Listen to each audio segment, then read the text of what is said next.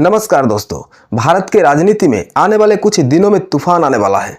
मैं ऐसा क्यों कह रहा हूं? क्योंकि देश में ऐसे कुछ घटनाएं घटित हो रहे हैं, एक के बाद एक। इससे लगता है भारत के राजनीति में बहुत बड़ा तूफान आने वाला है। दोस्तों, राजनीति में जो आंखों के सामने दिखता है वो सच नहीं होता।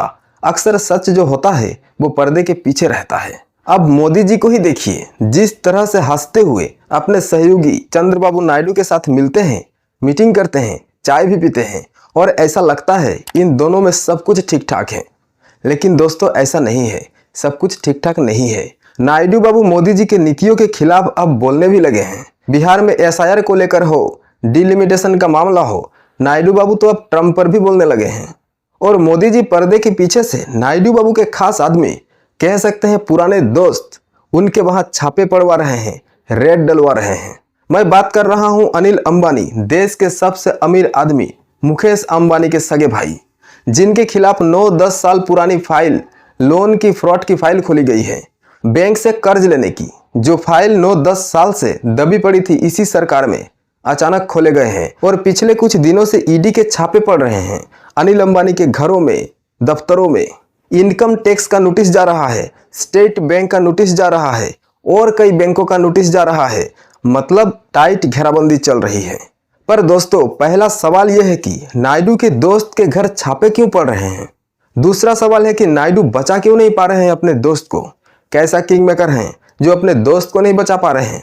बहुत से लोग कहेंगे नायडू बाबू के दोस्त कैसे हो गए अनिल अंबानी?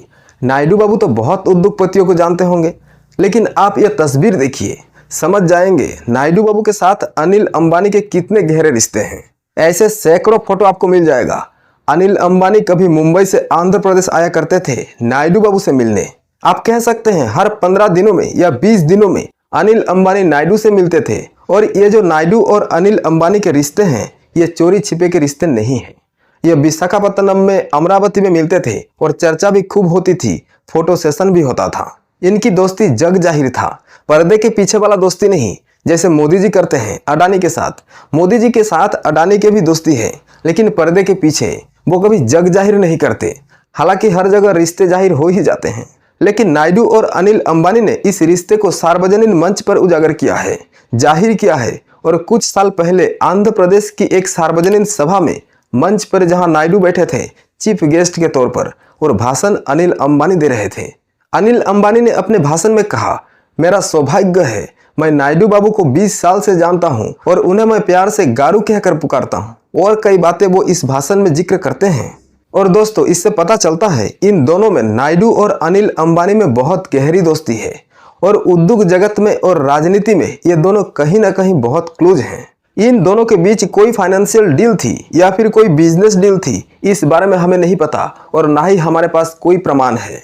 पर ये दोस्त हैं, यह मैं कह रहा हूँ और हर कोई जानता है।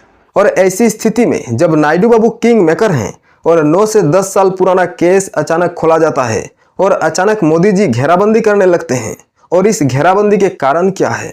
क्या कोई राज अनिल अंबानी के पास है या फिर प्रेशर डाला जा रहा है किसी बात को लेकर? हमें नहीं पता, लेकिन घेराबंदी तो चल रही है। और अनिल अंबानी कह रहे हैं, उनकी कंपनी कह रही है कि हमको सिंगल आउट किया जा रहा है, हमको टारगेट किया जा रहा है। अब इससे भी चौंकाने वाली बात यह है कि मोदी जी एक वक्त पर अनिल अंबानी के बहुत करीब आ गए थे, प्रधानमंत्री बनने से पहले और प्रधानमंत्री बनने के बाद। और इतना करीब आ गए थे कि तमाम विरोध के बावजूद संसद से सड़क तक मोदी जी ने अनिल अंबानी को, जो डेसल्ट एविएशन यानी जो कंपनी राफेल बनाती है, उसके साथ एक अनुबंध कराया इस सरकार ने, जिसका विरोध हुआ कि अनिल अंबानी, उन्होंने कभी साइकिल नहीं बनाई और राफेल जैसे जहाज उसके कंपोनेंट्स बना सकते हैं। और फिर नागपुर में कंपनी लगाई गई। उस समय मोदी जी अनिल अंबानी पर मेहरबान थे। स्टेट बैंक ऑफ इंडिया में बैंक में खरबों रुपए ड्यूज थे अनिल अंबानी के। अभी का जो मामला चल रहा है वो स्टेट बैंक की तरफ से ही है।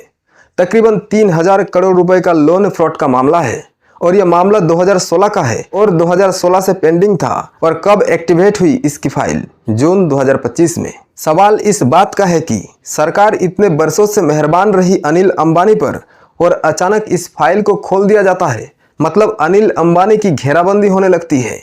इसके पीछे के खेल क्या है? क्या किसी को डराया जा रहा है? क्या ये मैसेजिंग नायडू बाबू को भी हो रही है, जो थोड़ा थोड़ा नाराज भी दिखते हैं? और खबर तो ऐसा छप रहे हैं कि आने वाले बिहार विधानसभा चुनाव में अगर बीजेपी हार जाती है तो नायडू बाबू मोदी सरकार को समर्थन के बारे में एक बार पुनर्विचार कर सकते हैं। खबर तो ऐसा भी आ रहा है कि तेलंगाना के मुख्यमंत्री रेवंत रेड्डी नायडू बाबू और राहुल गांधी के बीच बातचीत करा रहे हैं, और यह जगन मोहन रेड्डी कह रहे हैं कि राहुल गांधी और नायडू के बीच बातचीत चल रही है। और रेवंत रेड्डी मामूली आदमी नहीं है, तेलंगाना के मुख्यमंत्री हैं और नायडू बाबू के चेला रह चुके हैं। नायडू बाबू ने इन्हें तेलंगाना के टीडीपी के अध्यक्ष बनाए थे कभी। तो ये छापे जो पड़ रहे हैं, इसके पीछे बहुत बड़ा खेल चल रहा है। आने वाले उपराष्ट्रपति का चुनाव भी है, कहीं चुनाव में कोई क्रॉस वोटिंग न हो जाए। वैसे भी विपक्ष ने दक्षिण से ही अपना कैंडिडेट उतारकर मास्टर स्ट्रोक खेल दिया है। पर दोस्तों, जिसके बैसाखियों पर सरकार, उसी को आंखें दिखाना कहीं भारी ना पड़ जाए। लेकिन कुछ तो जरूर पक रहा है और मोदी साहब के हाथ से स्थिति निकलती जा रही है, ऐसा प्रतीत होता है घटनाक्रमों से। अब देखना होगा आगे क्या होता है, लेकिन जो भी होगा कुछ बड़ा होगा। नमस्कार।